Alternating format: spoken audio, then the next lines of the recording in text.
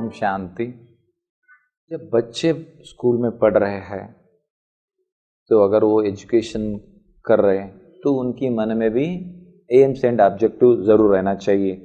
तो बच्चे कुछ लोग हैं तो आगे पढ़ के कुछ लोग डॉक्टर बनते हैं, कुछ लोग इंजीनियर बनते हैं, कुछ लोग टीचर बनते हैं, कुछ लोग पुलिस बनना चाहते हैं, कुछ लोग डिफेंस मिलिट्री में ऑफिसर होना चाहते हैं।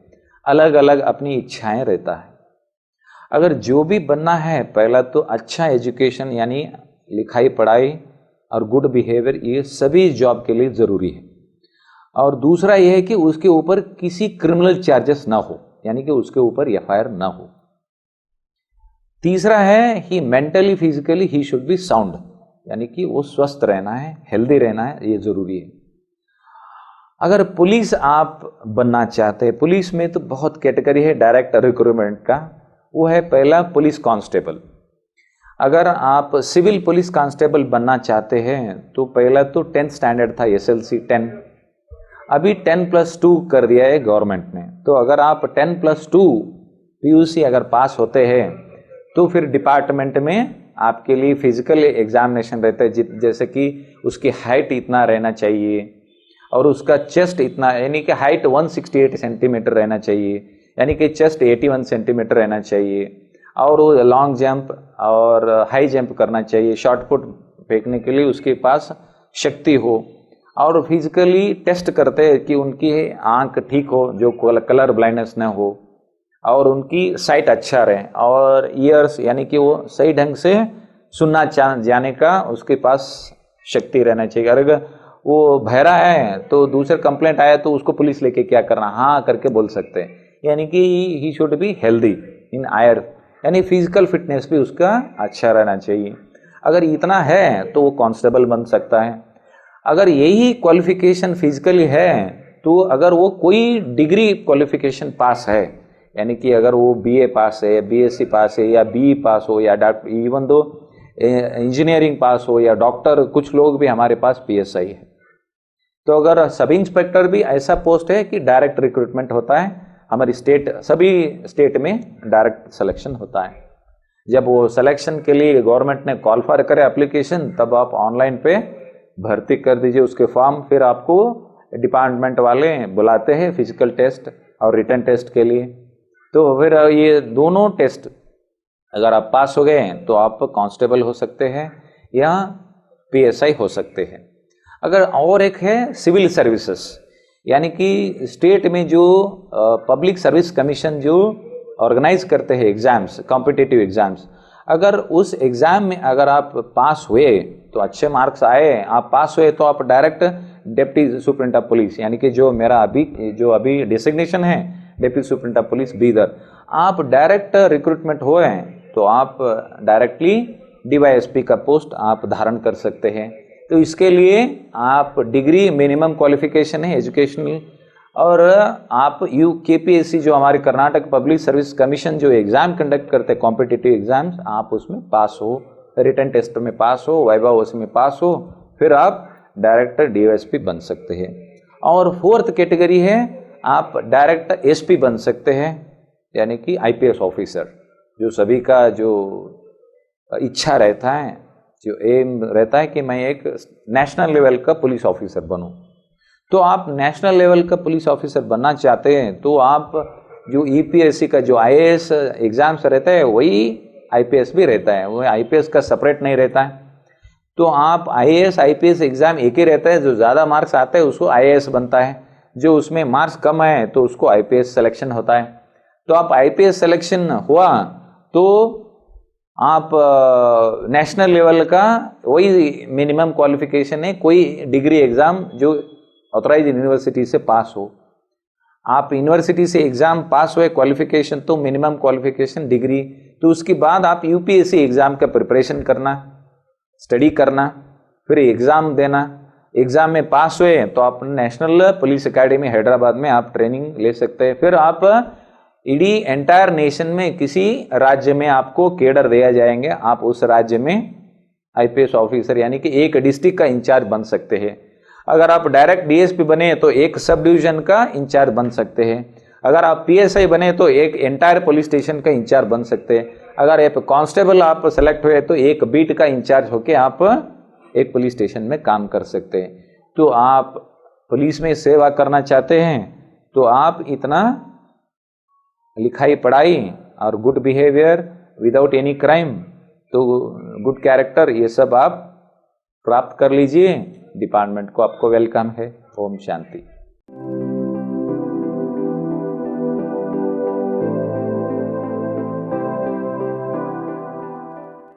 ओम शांति। राजयोगा कोर्स के आज के सत्र में आप सभी बच्चों का मैं स्वागत करती हूँ। आज का विषय हम सभी बच्चों के लिए बहुत महत्वपूर्ण है, क्योंकि हम सभी जानते हैं कि योग का हमारे जीवन में बड़ा ही महत्व है। चाहे वो छोटे बच्चे हो, बड़े हो, बूढ़े हो, सभी के लिए योग का बहुत ही महत्व है। लेकिन आज हम जानते हैं कि योग की विधि न जानने के कारण, हमें उन सिद्धियों का पता न होने के कारण हम उनसे दूर जाते हैं। तो हमारे जीवन में योग का कितना महत्व है, एक गांधी जी के जीवन दृष्टांत से हम समझने की कोशिश करते हैं। एक बार हुआ यूं कि महात्मा गांधी जी को मिलने के लिए उनके परम मित्र जो व्यवसाय से वकील थे वो आए हुए थे, और उस समय महात्मा गांधी जी मेडिटेशन में, प्रार्थना में व्यस्त थे। तो उनके मित्र उनका इंतजार कर रहे थे। तो इंतजार करते करते उनके मन में कुछ ख्याल आए होंगे। तो गांधी जी जैसे ही उनकी प्रार्थना खत्म करके वापस आ जाते हैं तो उनके मित्र उनसे कहते हैं, बापूजी आप जो सुबह सुबह रोज 1 घंटा भगवान की प्रार्थना के लिए समय देते हो, अगर यही समय आप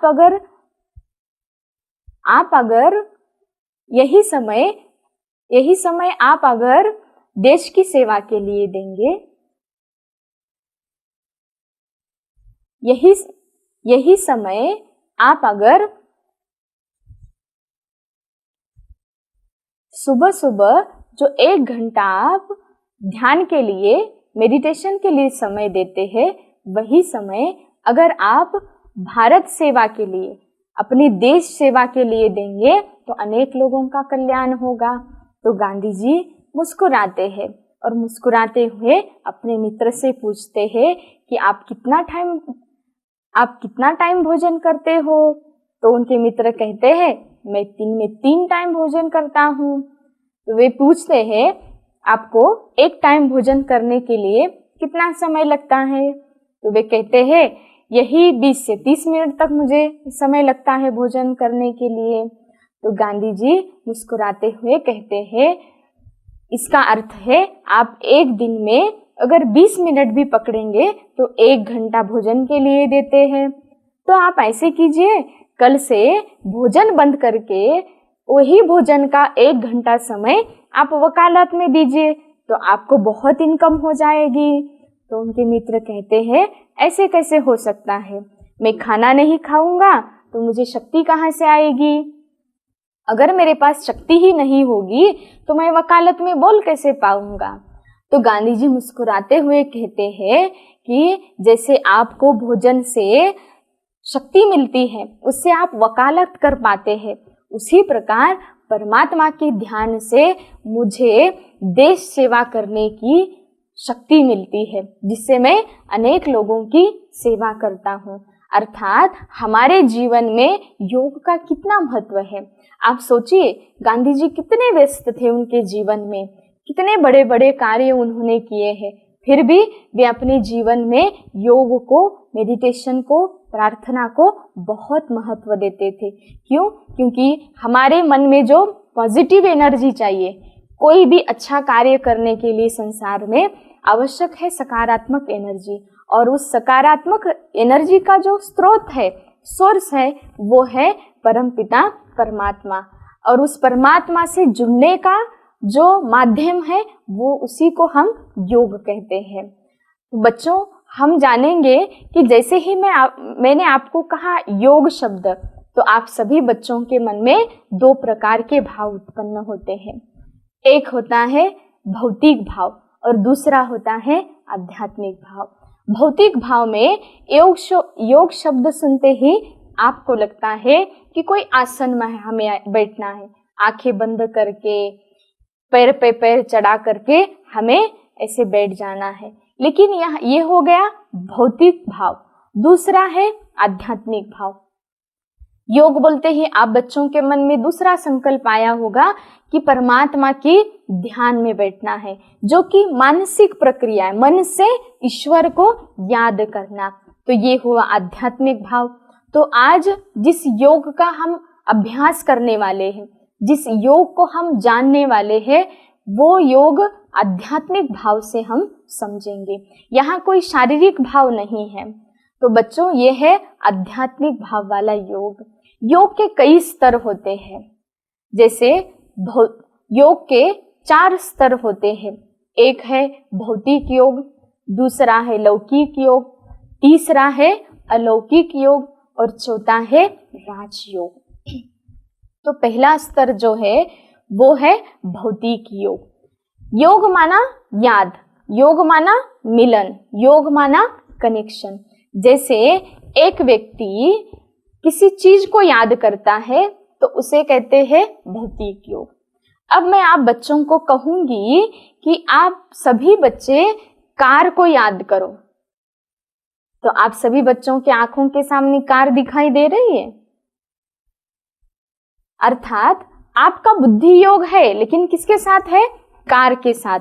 कार एक भौतिक वस्तु है, तो हमारा योग किसके साथ है? भौतिक वस्तु के साथ। संसार की कोई भी चीज आप याद करते हैं जो भौतिक है, उस योग को कहा जाता है भौतिक योग। दूसरा है लौकिक योग। अब मैं आप बच्चों को कहूंगी कि आप अपने टीचर को याद करो। आपकी जो क्लास टीचर है उस टीचर को याद करो। तो आपके सामने आपके टीचर का चित्र आ रहा है।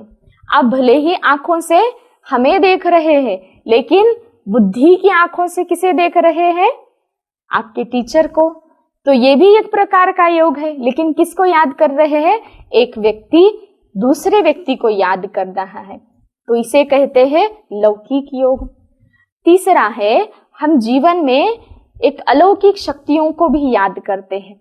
जैसे कि हम लक्ष्मी देवी को याद करते हैं, सरस्वती जी को याद करते हैं, गणेश जी को याद करते हैं। तो ये हुआ अलौकिक योग। हमारे बुद्धि का कनेक्शन किसके साथ है? एक अलौकिक शक्ति के साथ। इसे कहते हैं अलौकिक योग। और चौथा जो स्तर होता है वो है राजयोग। हमारे पूरे विश्व में चौथा जो स्तर होता है वो है राजयोग। कहा जाता इस संसार में 8 प्रकार के योग हैं, और संसार बोलना है, कहा जाता है 8 प्रकार के योग होते हैं। और इस 8 प्रकार के योग में सर्वश्रेष्ठ योग है राजयोग। राजयोग क्यों सर्वश्रेष्ठ योग है? इस राजयोग शब्द में ही इस योग का अर्थ है राजयोग। अर्थात जिस योग से हम अपने मन का राजा बन जाते हैं, अपने कर्मेंद्रियों का राजा बन जाते हैं, इसलिए इसे राजयोग कहते हैं। राजयोग सर्वश्रेष्ठ योग क्यों है?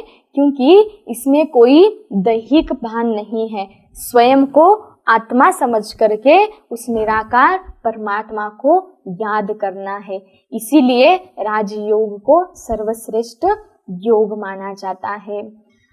अब हम जानेंगे योग माना क्या। योग का मैं सरल अर्थ बताना चाहूंगी आप सभी बच्चों को। योग माना याद।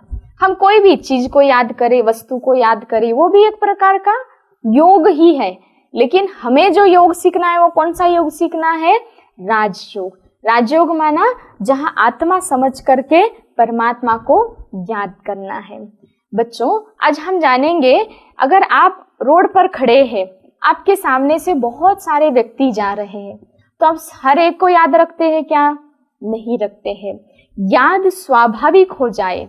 याद रखने के लिए कुछ आधार होते हैं। बिना आधार के याद हमारे बुद्धि में नहीं रहती है। तो याद के लिए 4 आधार जरूरी होता है। पहला होता है परिचय। हम रोड पे खड़े हैं, हमारे सामने से बहुत सारे लोग जा रहे हैं, बहुत भीड़ है, हम हर एक को नहीं पहचानते हैं, है ना। किसको पहचानते हैं? जिसका हमारे पास परिचय हो। समझिए उसी रोड से आपका मित्र गुजर रहा हो तो आप बड़े प्यार से उनको मिलेंगे। क्यों? क्योंकि आपके पास उस मित्र का परिचय है, उसका नाम पता है, वो कहाँ रहता है पता है, इसलिए आप उनसे बड़े प्यार से मिलेंगे। दूसरा जो आधार है वो है संबंध। जब तक हमें संबंध का पता नहीं होता है तब तक हमें याद नहीं रहता है। जो नजदीक के संबंध है उनको याद करना बहुत स्वाभाविक हो जाता है। उदाहरण के तौर पे आपको मम्मी को याद नहीं करना पड़ता है, अपने आप ही मम्मी याद आ जाती है। क्यों? क्योंकि आप बच्चे जानते हो कि वो आपकी माता जी है और आप उनके बच्चे हैं। तो दूसरी याद स्वाभाविक होने के लिए आधार क्या है? संबंध। तीसरा है स्नेह, है ना। आपके स्कूल में, आपके क्लास में बहुत सारे स्टूडेंट है, लेकिन एक ही स्टूडेंट होता है जो आपका बेस्ट फ्रेंड होता है और आपको उसे याद नहीं करना पड़ता है, वो अपने आप ही आपको याद आ जाता है। कोई भी सिचुएशन ऐसी होती है तो जैसे आपको खेलने का होगा तो आपके मित्र की याद आएगी, आप कुछ अच्छा खा रहे हैं तो आपके मित्र की याद आएगी। तो तीसरा आधार होता है स्नेह। जिस व्यक्ति से आपका स्नेह होता है वो अपने आप ही आपको याद आता है। और चौथा आधार होता है प्राप्ति। जब तक हमें प्राप्ति पता नहीं होती है तब तक हम उसको याद नहीं करते हैं। तो याद उसी को करते हैं जिसका हमें पता होता है। तो हम एक उदाहरण जानेंगे। जैसे आपके टीचर है, आपके टीचर का आपके पास पूरा परिचय है, इसलिए आप आपके टीचर को याद कर सकते हैं। दूसरा है उनके साथ का संबंध, आपको पता है कि वो टीचर है और आप स्टूडेंट है। तीसरा है उनके साथ स्नेह, है ना। हमारे टीचर के साथ रिस्पेक्ट तो हमें अवश्य होता है। क्यों? क्योंकि उनके दिए हुए एजुकेशन से ही हम अपने जीवन में ऊंच पद को प्राप्त करने वाले होते हैं। और चौथी है प्राप्ति, है ना। ऊंच पद, एक श्रेष्ठ पद को हम प्राप्त करेंगे, इसलिए उनकी याद हमारे बुद्धि में स्वाभाविक हो जाती है। अभी हम जानेंगे कि हम भगवान को क्यों याद करते हैं, भगवान को याद करने के कारण क्या है। हम पहला कारण जानेंगे, परमात्मा को हम दुख में याद करते हैं। दूसरा कारण स्वार्थ, तीसरा कारण है नियम, चौथा है भगवान में, चौथा कारण है डर, पांचवा है भगवान में और हमारे में अंतर खड़ा करके हम उन्हें याद करते हैं। अब पहला कारण हम देखेंगे कि हम भगवान को कब याद करते हैं, क्यों याद करते हैं। पहला है दुख। दुख जब जब जीवन में हमें तकलीफ होती है, कोई दुख होता है तो हम किसे याद करते हैं बच्चों? भगवान को याद करते हैं। क्यों भगवान को याद करते हैं?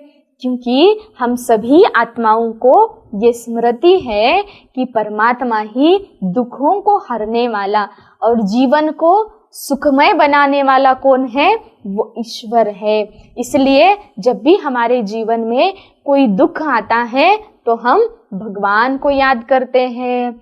दूसरा कारण क्या है? स्वार्थ।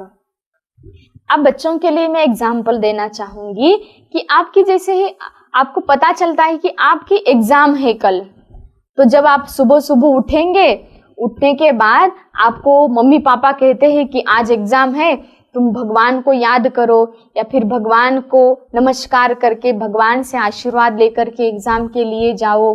और हमें सभी बच्चों को ये सिखाया जाता है कि भगवान हमारी सभी मनोकामनाएं पूर्ण करते हैं। तो हम भगवान को स्वार्थ से याद करते हैं। कैसे याद करते हैं बच्चों? हम भगवान को क्या कहते हैं?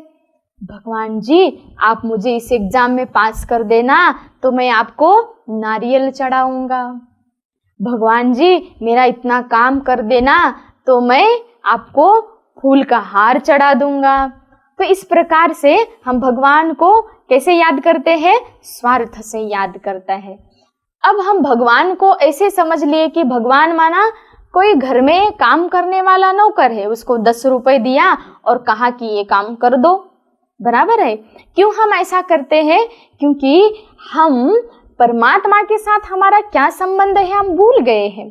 हम क्या गाते हैं भगवान के लिए, है ना, हम रोज प्रार्थना करते हैं तो क्या कहते हैं, त्वमेव माता श पिता त्वमेव बंधु सखा त्वमेव। लेकिन भगवान को क्या कर रहे हैं, हम माता के रूप में याद नहीं कर रहे, पिता के रूप में याद नहीं कर रहे। कभी हमें पिता से मांगना पड़ता है क्या? नहीं, हम पिता को बताते हैं कि इसकी हमें जरूरत है तो पिताजी हमें तुरंत मदद करते हैं। तो इस प्रकार से बच्चों, भगवान भी हमारा पिता है, उसके साथ हमारा ये जो स्वार्थ भरा व्यवहार है हमें ऐसा नहीं करना चाहिए। भले ही हम भगवान को याद करते हैं एग्जाम के समय, तो भगवान को ये कहना चाहिए कि भगवान आप मेरी बुद्धि में इतनी ताकत दो कि मैं अच्छे से स्टडी करूं और मैं एग्जाम में नंबर 1 आ जाऊं। ऐसे नहीं कि मैं 10 रुपए का नारियल चढ़ा दूंगा और आप मुझे पास कर दो। इस संसार में ऐसे कोई जादू वाला काम नहीं होता है, इसलिए जादू पे विश्वास न करते हुए अपनी मेहनत पे विश्वास करो। तीसरा प्रकार का जो याद होता है वो डर। हमको किसी ने कहा हुआ होता है कि भगवान को याद नहीं करेंगे तो भगवान आपको श्राप दे देंगे, है ना। जैसे हम सीरियल में भी देखते हैं, कुछ गलत किया तो भगवान श्राप दे देते हैं। तो हम क्या करते हैं, डर के कारण भी भगवान को याद करते हैं।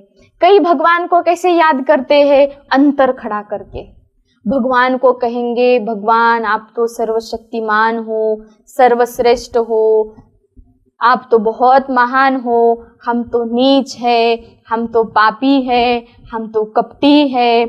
हम भगवान को ऐसे अंतर खड़ा करके याद करते हैं। तो ये भी गलत तरीका है भगवान को याद करने का। तो बच्चों, किसी की भी याद हमें स्वाभाविक हो जाए, किसी से भी संबंध का आधार जो होता है वो होते हैं समानता। अंतर खड़ा करेंगे तो संबंध जुड़ नहीं सकता है। जैसे आपके स्कूल में 1st स्टैंडर्ड से लेकर के 10th तक का आपका स्कूल है समझिए, उसमें बहुत सारे स्टूडेंट हैं, लेकिन आप फ्रेंडशिप किसके साथ करेंगे? वो व्यक्ति जिसके साथ आपकी मित्रता है, फर्स्ट वो आपका क्लासमेट होगा। दूसरा, जो आप में गुण है, जो आप में कलाएं हैं, उसमें भी कलाएं होंगी तो ही हम उसके साथ फ्रेंडशिप करते हैं। हम देखते हैं कि डल स्टूडेंट किसके साथ फ्रेंडशिप करता है, डल स्टूडेंट के साथ ही करता है। होशियार स्टूडेंट किसके साथ फ्रेंडशिप करता है, होशियार स्टूडेंट के साथ ही करता है। तो इस प्रकार से किसी से भी संबंध का जो आधार है वो क्या होता है, समानता होती है। अब हमें तो परमात्मा के साथ कनेक्शन जोड़ना है, परमात्मा के साथ संबंध जोड़ना है। तो परमात्मा और हमारे में क्या समानता है? पहला है स्वरूप की समानता। हमने पहले लेसन में सुना कि हम आत्मा ज्योति बिंदु स्वरूप है। हमने दूसरे लेसन में परमात्मा के परिचय में सुना कि परमात्मा भी कैसे है, ज्योति बिंदु स्वरूप है। तो परमात्मा में हमारे में रूप की समानता है। तो परमात्मा में हमारे में दूसरी समानता है गुणों की समानता। हमने उस दिन आत्मा के लेसन में सुना कि आत्मा 7 गुणों से बनी है, सुख, शांति, आनंद, प्रेम, पवित्रता, ज्ञान और शक्ति। परमात्मा जो है इन्हीं सतो प्रधानता का, इन्हीं 7 गुणों का सागर है। इसलिए परमात्मा इन्हीं गुण और शक्तियों का सागर है। तो दूसरी समानता है गुणों की समानता। और तीसरी समानता है धाम की समानता। हम सभी ने जाना कि आत्मा जो है इस शरीर में टेम्पररी यहाँ पार्ट प्ले करने के लिए आई है। आत्मा यहाँ परमानेंट नहीं रहती है। आत्मा का निवास स्थान कहाँ है? परम धाम में, और वहीं पर ही परमात्मा का निवास स्थान है। इसलिए जब भी जाने की बात आती है तो हमारी आंखें ऊपर जाती है। जब भी भगवान की बात हम करते हैं तो हम आंखें ऊपर करते हैं। क्यों? क्योंकि हम जानते हैं कि परमात्मा और हम आत्मा कहाँ के निवासी है? परम धाम के निवासी है, जो आकाश से भी ऊपर निवास करता है। तो इस प्रकार से हमने इस सत्र में जाना कि परमात्मा को याद करने के लिए किन किन चीजों की आवश्यकता है। हम दूसरे सत्र में जानेंगे कि परमात्मा को हमें किस विधि से याद करना है और उस याद से हमें क्या क्या प्राप्तियां होंगी। आप सभी बच्चों का मैं दिल से धन्यवाद करती हूँ। ओम शांति।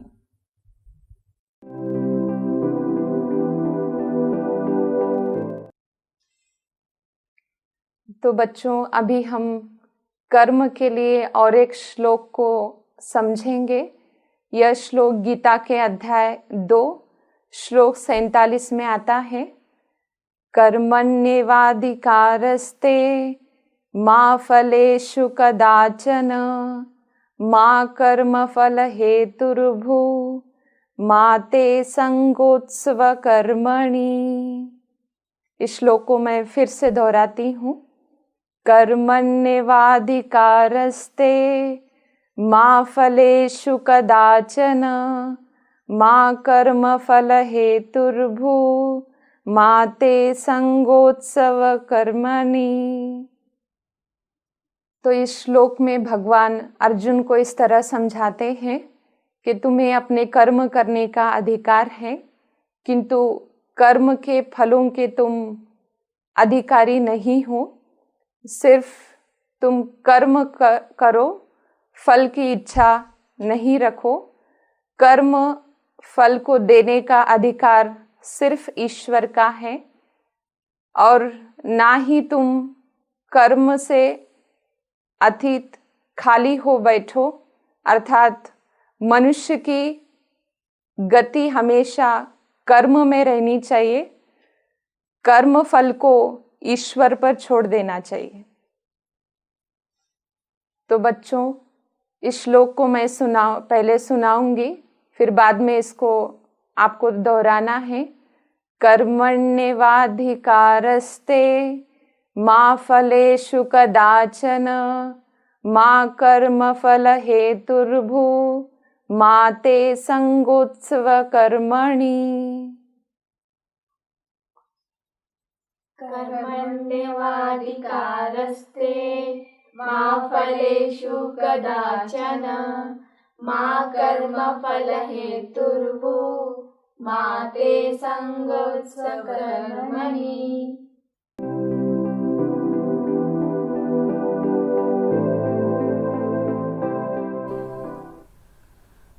आज बिदर कर्नाटक में बच्चों का शिविर है। ऑनलाइन में सब बच्चे सुन रहे हैं। खास सुमंगला बहन जी ने, नंदा बहन ने कहा कि आप भाई साहब टाइम देना, हम बच्चों के लिए ऑनलाइन से कार्यक्रम कर रहे हैं। तो आज का बहुत सुंदर विषय है,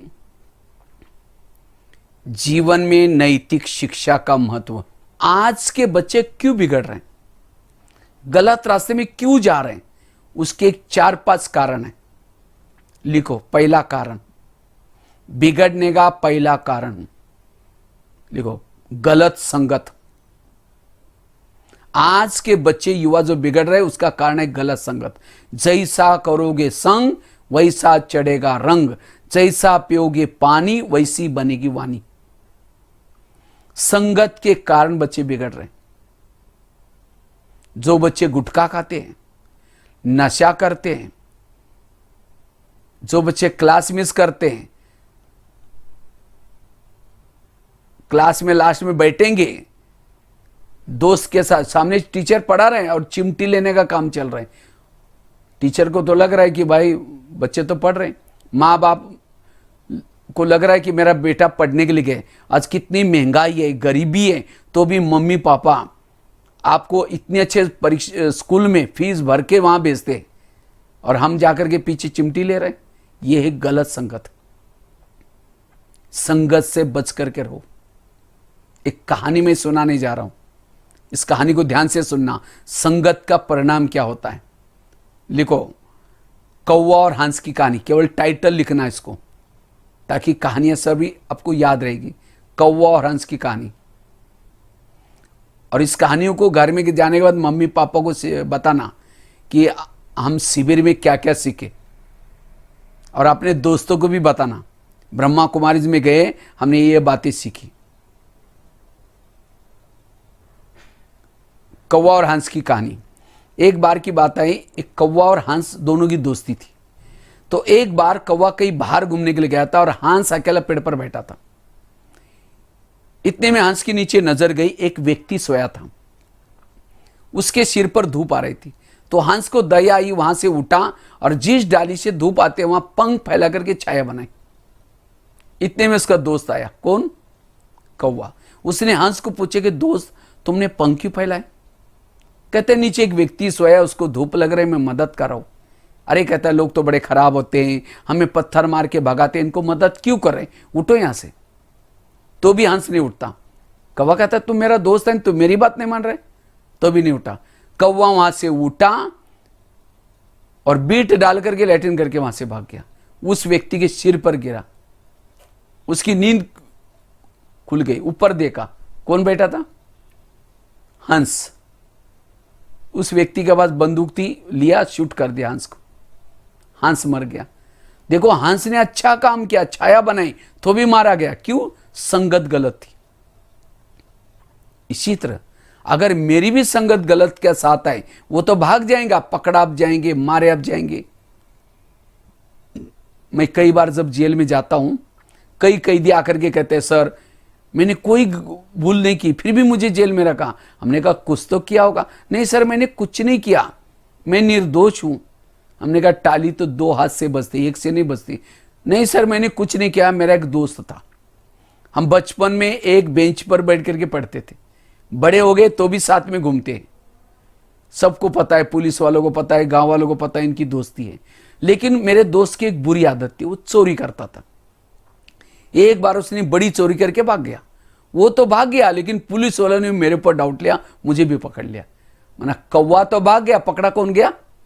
हंस। अरे भाई तुमने दोस्ती क्यों की उसके साथ? इसीलिए संगत से बचना।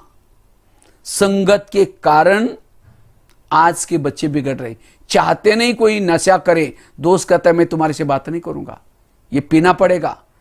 ना चाहते हो भी हम क्या करें, दोस्तों को खुश करने के लिए गलत काम कर रहे हैं और जीवन को खराब कर रहे हैं। इसलिए जीवन भर में संगत से बचना। दूसरी बात है, लिखो, बिगड़ने का दूसरा कारण है cinema, TV, Facebook, WhatsApp, mobile. और ये नहीं कि यूज नहीं करना, यूज करो, उसमें से पॉजिटिव बातें देखो, अच्छी बातें देखो। और आजकल तो पढ़ाई ऑनलाइन से चल रही, लेकिन कई बच्चे क्या करते हैं, पढ़ाई के बहाने गेम खेलते रहेंगे, कार्टून देखते रहेंगे। कार्टून देखेंगे तो कार्टून ही बन जाएंगे। कार्टून बनना है किसको? जो चीज देखते हो आपके कर्मों में आता है। अभी कुछ दिन पहले मैं एक छोटे बच्चों के जेल में गया था, जिसमें 200 बच्चे थे, आंध्र प्रदेश की बात है। तो 1-2 बच्चों को मैंने उठा करके पूछा, बेटा तुम जेल में क्यों आया? कहता सर मैं बहुत टीवी देखता था और टीवी में अलग अलग एडवर्टाइज आती थी। तो कहता है मेरी बहन एक काली सी थी, तो मेरे दोस्त बहुत चिढ़ाते थे, तो मैं एडवर्टाइज में देखता था वॉशिंग मशीन में निरमा पाउडर डालने के बाद कपड़े अच्छे साफ होते हैं। तो एक दिन मेरी मम्मी घर से बाहर गई थी, तो मैंने क्या किया, बहन को उठा करके वॉशिंग मशीन में डाल दिया, निरमा पाउडर डाल दिया, वो अच्छी तरह साफ हो गई। ये कहां से सीखा उसने उचारी? टीवी से। इसलिए सिनेमा, टीवी से बचना। जो चीज देखते कर्मों में आएगा। अच्छी चीजें देखो, अच्छा बनेंगे, गलत चीजें देखेंगे, गलत बनेंगे। और आजकल मैं जब जेलों में जाता हूं, सबसे ज्यादा युवा जेल में होते। एक जेल में गया था, करीबन 3000 कैदी थी। 3000 में से 2500 कैदी 18 साल से लेकर के 30 साल वाले युवा थे, बाकी सभी बुजुर्ग। ये सब कारण क्या है? Cinema, TV, Facebook, WhatsApp. इसलिए इससे बचना है। भले देखो, महात्मा गांधी ने एक फिल्म देखी थी, कौन सी? राजा हरिश्चंद्र। और उस फिल्म का इतना परिणाम हो गया, महात्मा गांधी बने। मैंने खुद भी बचपन में 9वीं कक्षा में एक हनुमान का पिक्चर देखा था, 3-4 बार देखा था। मैं देखता था हनुमान कैसा लंका में जा रहे हैं, लंका में जाता, अकेला जाता है। वो इतने सारे राक्षस थे तो भी वो डरता नहीं, और जा करके हिम्मत से सीता को संदेश सुनाता है और रोने से बचाता है। तो मैं जब भी वो देखता था मुझे लगता था जैसे हनुमान ने काम किया मैं भी कुछ करूंगा, और उसकी प्रेरणा लेकर के आज भारत के 900 जेल के अंदर जाकर के कैदियों को सुधारने का काम किया, अच्छी फिल्म देख के अच्छा काम किया। इसलिए सिनेमा टीवी से बचना। कई तो क्या करेंगे, फिल्म देखेंगे फिर क्या करेंगे, वैसे बाल बनाएंगे और उसको बार बार ये करते रहेंगे, वैसे फिर बाइक चलाएंगे, वैसे ही सिगरेट का धुआं निकालेंगे। अमिताभ बच्चन गोल गोल धुआं निकालता था, वो देख करके खुद भी ये सारे जो सीख रहे, फैशन सीख रहे, नशा करना सीख रहे, कहां से सीख रहे? सिनेमा टीवी से। मैं कई स्कूलों में जाता हूं, बच्चों को पूछता हूं बेटा ये बताओ आप लोग स्कूल में आने के बाद सुधरते बिगड़ते? तो सब बच्चे कहते सुधरते। फिर दूसरा क्वेश्चन पूछता हूं आप लोग सिनेमा टीवी देखने और बिगड़ते हैं सुधरते हैं? तो सारे बच्चे कहते बिगड़ते हैं। तो फिर तीसरा क्वेश्चन पूछता है इसमें से कौन कौन देखते हैं? सभी हाथ खड़ा करते देखते हम। अब पता है कि इसे बिगड़ते तो भी देख रहे, क्यों? इसलिए भले देखो रामायण महाभारत, अच्छी चीजें देखो, गलत चीजों से बचना है। तो बिगड़ने का कारण है सिनेमा टीवी। तीसरी बात लिखो, बिगड़ने का कारण है नशा और व्यसन। कई छोटे छोटे बच्चे गुटखा खाते हैं। मैं अभी उड़ीसा में गया था, तो जब मैंने बच्चों को पूछा कि इसमें से गुटखा कौन कौन खाता है, जब उनको एक अर्थ बताया, उन्होंने 10 बच्चे मिले जिनके जेब में गुटखा का पैकेट था। मैं माउंट आबू में एक हॉस्पिटल में गया था, एक 10वीं कक्षा की बच्ची थी जिसके गले में नली डाल करके उसकी माँ सब्जी का सूप पिला रही थी। तो मैंने उसके मम्मी को पूछा इसको क्या हुआ? कहा कि इसने 6 महीना तक गुटखा खाया था और गुटखा खाने के कारण मुंह का कैंसर हो गया। यह है नशे का प्रमाण। कहते रावण रावण क्यों बना? वो नशा करता था। वो तो एक रावण था, आजकल घर घर में रावण पैदा हो रहे। वो तो एक सीता चोरी की, आज कितनी सारी सीताओं की चोरी कर रहे। क्यों? नशा। नशा करने से इंद्रिय पर संयम नहीं रहता, राक्षसी वृत्ति अंदर आती है। इसीलिए आज संकल्प लो इस शिविर में, मुझे कभी भी जिंदगी में नशा नहीं करना है। गुटखा खाना अच्छा है बुरा है? गुटखे के 3 शब्द अपने डायरी में नोट करो। गुटखा लिखो, लिखा? और लिख करके 20 का जो ट शब्द है उसको कट कर दो, ट शब्द, और बाकी बचे हुए दोनों शब्द जोर से पढ़ो। क्या आएगा? समझ में आया सबको? कितना गंदा आता है। ऐसी चीज खाएंगे? शब्दों में आता है, इसीलिए कहा ना शिन मां, पाप की मां, गुटखा। इसीलिए होटल पर भी बोर्ड लिखा है होटल, हो सके तो यहां से टल। होटल में खाना, फिल्में देखना, गलत संगत में जाना, इससे तो आज की युवा पीढ़ी बिगड़ती जा रही है। आज के युवा क्यों भटका? कुसंग, सिनेमा, नशा, गलत खान पान और 5वां फैशन। और फैशन क्यों करते हैं? अच्छे दिखने के लिए। माना जो फैशन करता वो अच्छा है और फैशन करता वो अच्छा नहीं है। राम और रावण दोनों में से कौन अच्छा है? राम। तो उन्होंने कौन सी फैशन की? लाली पाउडर लगाए तो क्यों अच्छे हैं? अच्छा और बुरे की परिभाषाएं, जिसके अंदर गुण है वो अच्छे, जिसके अंदर दुर्गुण है वो बुरे हैं। इसलिए रावण को जलाते हैं और राम की पूजा करते हैं। जो देखने में गोरे हैं, फैशन करते, वो अच्छे हैं नहीं। जिसके अंदर जो शांत है, समझो आपके क्लास में कोई काली सी लड़की है, वो लड़ती नहीं, झगड़ती नहीं, शांति से बैठते हैं, होमवर्क करते हैं, तो आप क्या कहेंगे? ये बहुत अच्छी। अच्छी मतलब क्यों अच्छे हैं? क्योंकि उसके अंदर गुण है। गुणों से व्यक्ति अच्छा बनता है और दुर्गुणों से व्यक्ति बुरा बनता है। फैशन करने से वगैरह अच्छा नहीं बनता। इसलिए अच्छे बनने के लिए 5 चीजों से बचना है। गलत संगत से बचना, सिनेमा टीवी से बचना, व्यसन नशे से बचना, गलत खानपान से बचना और फैशन से बचना। ये 5 चीजें युवाओं को भटकाती है। और सबसे अच्छा गुण लिखो, सबसे अच्छा गुण है सहन शक्ति का। वैसे मैं आपको 3-4 गुणों के बारे में शॉर्ट में बताऊंगा। सहन शक्ति लिखो, लेकिन सभी ने पहले बताया कि सहन शक्ति नहीं है, गुस्सा आता है। मैं जब जेल में जाता हूं, वहां बाहर एक बोर्ड लगा रहता है, जेल में कैदी किस कैटेगरी के हैं, इसमें क्रोध वाले कितने हैं, काम विकार के वश होकर के कितने आए, लोभ लालच वाले कितने हैं, वो बोर्ड में लिखा रहता है। और मैं जब हर जेल में जाता हूं, लगभग 60-70% जो होते हैं लोग क्रोध करके आए हैं। क्रोध वाले ज्यादा आजकल क्राइम होते हैं, किसी को मार दिया, किसी का मर्डर कर दिया। 1 सेकंड का गुस्सा जीवन को बर्बाद कर सकता है। इसीलिए गीता में भी कहा है, क्रोध व्यक्ति का महाशत्रु है। इसलिए सहनशील बनो। लेकिन आप लोगों ने पहले हाथ खड़ा करके बताया सहन शक्ति नहीं है। तो सहनशील हम कैसे बने? अच्छा, समझो कोई गाली देता है तो गुस्सा आता है, तो गाली अच्छी होती है बुरी होती है? बुरी होती है। समझो कोई गटर की चीज आपको देगा, आप लेंगे? तो नहीं लिया तो किसके पास रही? उसी के पास। कोई गाली दे रहे, लो ही नहीं। उसकी भी कहानी सुनाता हूं, ये दूसरी कहानी है। लिखो, टाइटल लिखो सिर्फ, महात्मा गांधी की कहानी। महात्मा गांधी, एक बार की बात है, महात्मा गांधी समुद्र जहाज में बैठकर के यात्रा करने के लिए जा रहे थे। तो उस जहाज में एक अंग्रेज भी बैठा था।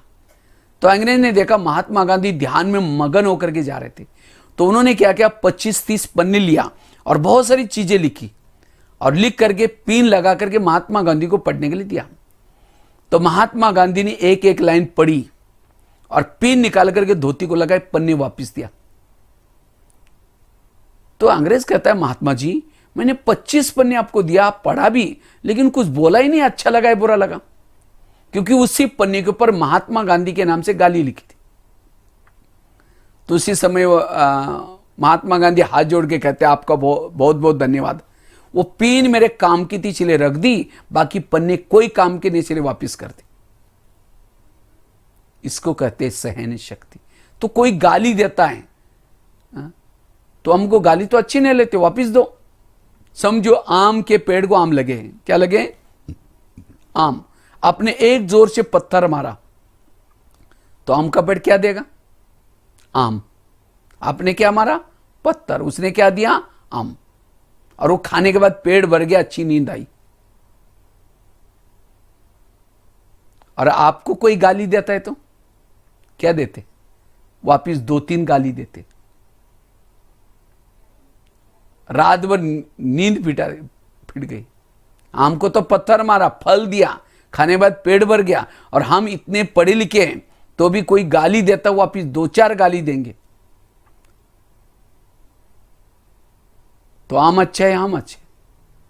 आम ने कौन से स्कूल में पढ़ाई किया? कोई स्कूल में नहीं गया। तो आम से सीखो। अगर कोई गाली देता है उसको फल दो। कौन सा? थैंक यू, धन्यवाद। इसको कहते हैं सहन शक्ति। महात्मा गांधी ने भी कहा था, कोई एक गाल पर थप्पड़ मारता, दूसरा गाल आगे करो। लेकिन आज के बच्चे फिल्में देखते, मोबाइल टीवी देखते हैं और ये सब देख करके कैसे दूसरे ने एक मारे 4 मारता है। मैं भी कोई कम नहीं हूं। इसलिए सहन शक्ति चाहिए। जो सहन करता है वो जीवन में सफल बनता है, सक्सेस बनता है। और उसके लिए एक फार्मूला है, निगेटिव बात को क्या बना दो? पॉजिटिव। अगर कोई गाली देता है तो क्या समझो, गाली नहीं दी, मेरे ऊपर गुलाब का फूल डाल दिया। कोई गुलाब का फूल डाले, अच्छा लगता है बुरा लगता है? उसकी भी कहानी लिखो। कितनी कहानी हो गई? पहली कौन सी बताई? कौवा और हंस की। दूसरी कौन सी सुनाई? महात्मा गांधी की। तीसरी कौन सी सुनाई? आम की। पत्थर मारा, उसने फल दिया। कोई गाली देंगे, थैंक यू बोलेंगे। चौथी कहानी लिखो, संत एकनाथ महाराज की कहानी। संत एकनाथ, आपके पड़ोस के में प्रदेश महाराष्ट्र में एक संत थे जिनका नाम तुकाराम महाराज, एकनाथ महाराज था। तो एकनाथ महाराज बाल संत थे। तो एक बार वो गंगा में स्नान करने के लिए गए थे। जब गंगा का स्नान करके वापिस आ रहे थे तो किसी ने क्या किया, पान खा करके उनके ऊपर थूक दिया। उन्होंने कुछ नहीं बोला, वापिस एकनाथ महाराज जी ने वापिस गए, फिर स्नान किया, फिर दोबारा थूक दिया, कुछ नहीं बोला, फिर स्नान किया। वो 7 बार वो व्यक्ति थूक रहा था और एकनाथ महाराज जी स्नान कर रहे थे। उस व्यक्ति को लगा, रहे मैं तो थूक रहा हूं, ये कुछ नहीं बोल रहे हैं, ये जरूर कोई महान संत है। जाकर के उनके चरण छुए और कहा कि महाराज जी मेरे से भूल हो गई। उस समय एकनाथ महाराज क्या बोलते, आपका बहुत बहुत धन्यवाद, मैं तो रोज एक बार ही गंगा में स्नान करके एक ही पुण्य जमा करता था, आज आपके थूकने के कारण एक दिन में मैंने 8 पुण्य जमा किया, इसलिए धन्यवाद। ये है सहन शक्ति। आज हमारे ऊपर कोई थूकेगा तो चप्पल उतर करके मारेंगे, खींच करके ऑफिस में लेके जाएंगे, देखो सर जी, देखो मैडम जी, हाँ मेरे ऊपर थूक दिया, झगड़ा करेंगे, क्योंकि सहन शक्ति नहीं है। जैसे कहा ना, टाली हमेशा 2 हाथ से बजती है, एक हाथ से टाली नहीं होती बजती, झगड़ा दोनों में होता है। इसलिए सहन करना सीखना है। सहन करना शुरू में कड़वा है, परिणाम अच्छा है। उसके लिए कौन सा फार्मूला बताया, निगेटिव को क्या बना दो, पॉजिटिव। उसकी और एक छोटी सी स्टोरी बता देता हूं। तुकाराम महाराज की स्टोरी लिखो, तुकाराम महाराज। ये सब कहानियों को याद रखना है, अपने मम्मी पापा को सुनाना है और अपने दोस्तों को भी सुनाना है और सर को भी सुनाना है और जीवन में इसको लाना है, करना है ऐसा। पहली कौन सी सुनाई, बार बार रिपीट कर रहा हूं। पहली कौन सी सुनाई, कौवा और हंस की। दूसरी महात्मा गांधी की। तीसरी आम की। चौथी एकनाथ महाराज की। 5वीं स्टोरी है। मेरे पास 900 स्टोरीज है। तो आज के ऑनलाइन में 900 नहीं सुनाऊंगा, 6-7 सुनाऊंगा बस। तो ये 5वीं स्टोरी सुना रहा था। कहते एक बार तुकाराम महाराज महाराष्ट्र के संत थे, भक्ति करते थे विट्ठल की। तो लोगों ने उसको मना किया, तभी छोड़ा नहीं। तो एक दिन सभी लोगों ने पकड़ करके उनके गले में सब्जी की माला पहना दी। बैंगन, टमाटर, आलू, मटर, मिर्ची, मुंह काला किया, बाल उतर करके हल्दी लगाई, उनको एक गधे पर बिठाया, गली गली में घुमाया, इतना नहीं घर के सामने लाया, पत्नी को बुलाया। जब उसकी पत्नी देखते मेरे पति के साथ ऐसा किया तो सबको गाली देती है। जब गाली देते तुकाराम महाराज सब्जी की माला दिखा करके कहते हैं इनको गाली क्यों दे रहे। ये लोगों ने अपने लिए 8 दिन के लिए सब्जी ला कर दी। निगेटिव को क्या बना दिया, पॉजिटिव। और कहा इनको गाली मत देना। जब मेरी शादी हुई थी समय बारात नहीं निकली थी, ये लोगों ने पूरी गांव में मेरी बारात निकाल कर लाई और कहा इनको गाली मत देना। मेरे सिर में बहुत सारे फोड़े हो गए थे, मैंने बहुत दवाई की लेकिन ठीक नहीं हुआ। आज ये लोगों ने मेरे बाल उतर करके हल्दी लगाए। हल्दी तो एंटीबायोटिक का काम करती। और कहा इनको गाली मत देना। मुझे जो घुमाने के लिए गए थे उस समय धूप बहुत तेज थी और तेज धूप में लोगों ने पाँव में कुछ नहीं पहना था, सबके पाँव में छाले फोड़े आएंगे। मुझे कुछ नहीं हुआ, मैं आराम से पर गधे पर बैठा था। बुराई को अच्छाई में बदला। ऐसे नहीं कि बाहर जाकर के बंदूक लेकर के अपने घर से सबको मार दिया। इसलिए सहनशील बनो। इसलिए आज वो संत है उसकी पूजा होती है। इसलिए हमें भी जीवन में सहन करना सीखना है। तो सहन करने का गुण, आज से कभी गुस्सा नहीं करना है। ये इस शिविर से सीख के जाना। अगर सहन करेंगे जीवन में सफल बन जाएंगे। दूसरा गुण लिखो, मीठी वाणी। आपको केवल 3 गुण के बारे में मैं शॉर्ट में बताने वाला हूं। दूसरा गुण है मीठी वाणी। मीठा बोलना अच्छा लगता है, कड़वा? मीठा। भगवान ने मुंह किसी लिए दिया है? मीठा बोलने के लिए। कड़वा बोलने से रामायण बना, महाभारत बना। आज समाज में जितनी भी प्रॉब्लम कड़वे बोल से, दोनों साइकिल पर जा रहे, टक्कर लगे, एक कहता गधा, तुमको दिखाई नहीं पड़ा, दूसरा कहेगा तुम भी गधा, लात मारना शुरू कर दे। अगर टक्कर लग गई, एक कहता भैया तुमको कुछ लगा तो नहीं, दूसरा कहेगा भैया मुझे कुछ नहीं लगा। मीठा बोला, झगड़ा मिट गया। इसलिए मीठा बोलो, तोल के बोलो, कम बोलो, धीरे बोलो। अगर मुख का दुरुपयोग करेंगे गूंगा बनना पड़ेगा। धृतराष्ट्र कैसा था? अंधा था। तो कृष्ण को मिलने के लिए एक बार गए थे धृतराष्ट्र जी। तो कृष्ण को प्रश्न पूछे, मुझे सजा क्यों? कहा कि आपने कोई गलत काम किया होगा? कहता नहीं। कहा कि नहीं, देखो आपने जीवन में कभी तो किया होगा। तो कई जन्म पीछे धृतराष्ट्र जी गए। तो एक जन्म में छोटा बालक थे और उस समय उन्होंने एक पंछी को पकड़ा और पंछी को पकड़ करके एक सुई ली और सुई से क्या किया, उनकी आंख तोड़ी, उस पंछी की आंख तोड़ी। आंख फोड़ी, वो पंछी तड़पड़ रहा था उड़ने के लिए, छोड़ा नहीं, और उसी कर्मों की सजा करके उनकी आंखें आंधी थी। भीष्म पितामह बाणों के शया पर पड़े थे। कृष्ण उनको मिलने के लिए गए थे। तो कहा कि भगवान ने मुझे सजा क्यों? कहा कि आपने कोई गलत काम किया होगा? कहता नहीं। कई जन्म पीछे गए। एक जन्म में भीष्म पितामह राजा थे, कहीं जा रहे थे, एक सांप रास्ता क्रॉस कर रहा था। उन्होंने क्या कर, रथ को रोका, तीर था, सांप को उठाया, बाजू में फेंक दिया। वो कहां गिर गया वो नहीं देखा। साइड पर बबुल के कांटों का बाढ़ था, खेती थी, सांप उसके पर गिरा, नीचे से कांटे चुभ गए। उसकी सजा भीष्म पितामह को बाणों के शया पर दिखाते। ये छोटी छोटी जो बातें सीखते हैं, इसे क्या समझ में आता है? हमें अपनी इंद्रियों से कोई गलत काम नहीं करना है। इसलिए कभी भी कड़वा नहीं बोलो, मीठा बोलो, तोल के बोलो। जो कड़वा बोलेगा उसको कोई भी पसंद नहीं करेगा। उसकी भी कहानी सुनाते। लिखो, कौवा और कोयल की कहानी। पहले सुनाई थी कौवा और हंस की, यह कौवा और कोयल की कहानी। एक बार एक कौवा दुनिया छोड़ करके जा रहा था। इतने में उसको एक कोयल मिली। तो कोयल कहती कि भैया तुम दुनिया छोड़ करके क्यों जा रहे हैं? कहा कि मैं जहां भी जाता हूं, जिधर भी जाता हूं, मुझे सब लोग पत्थर मार के भगा रहे, इसलिए कौवा कहता मैं इस दुनिया छोड़ के जा रहा हूं। कोयल ने कहा कि भैया ऐसी कोई बात नहीं, मैं तो जहां भी जाती हूं, जिधर भी जाती हूं, मुझे नहीं कोई मारता, क्योंकि मेरी वाणी अच्छी है। तुम आप मीठा बोलो, तुम्हें कोई नहीं मारेगा। इतने में कौवे की नजर कोयल के गले के हार के ऊपर गई। कहा कि बहन तुमने हार कहां से लाया? कहते मैं स्वर्गलोक में गई थी, वहां मैंने गीत गाया था और उसकी गिफ्ट मिले। कौवा कहता ठीक है, मैं भी जाऊंगा, मैं भी गीत गाऊंगा। कहा कि जाना, लेकिन वाणी को सुधार के जाना। तो कौवा इतना उतावला हो गया, उसको लगता है कब मैं जाऊं और कब जाकर के हार पहन करके घूमते रहो।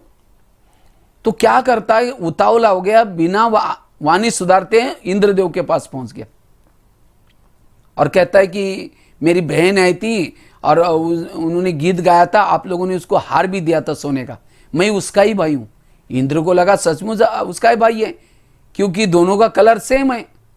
तो सभी को सभागृह में बुलाया, कवि को कहा कविता चालू करो। लेकिन जब कविता चालू किया, उसकी वही वाणी थी, कर्कश वाणी। वाणी सुन करके सबके कान फटने लगे, वहां से भी पत्थर मार के भगा दी। तब कवि को याद आए कोयल ने क्या कहा था, मीठा बोलो। ये कहानी हमारी अपनी है।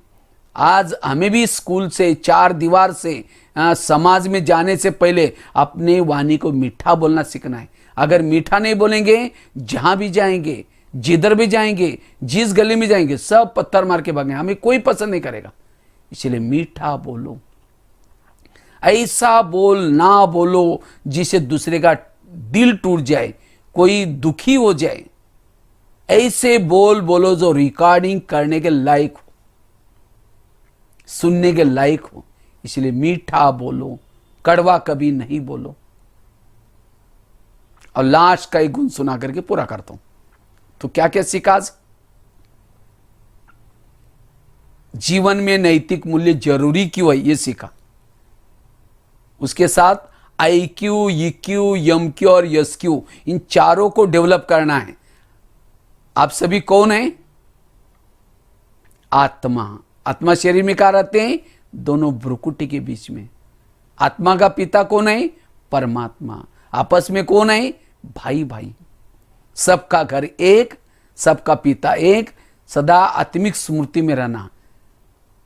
एजुकेशन का अर्थ बताया, E for, D for, C for, एक एक शब्द का अर्थ। और क्या बताया, बिगड़ने के 5 कारण बताएं, गलत संगत, सिनेमा, नशा, गलत खान पान, फैशन, इससे बचना। और गुण कौन से बताएं, सहन शक्ति का गुण, मीठी वाणी। और ये तीसरा सुना रहा हूं। और कहानी कितनी सुनी,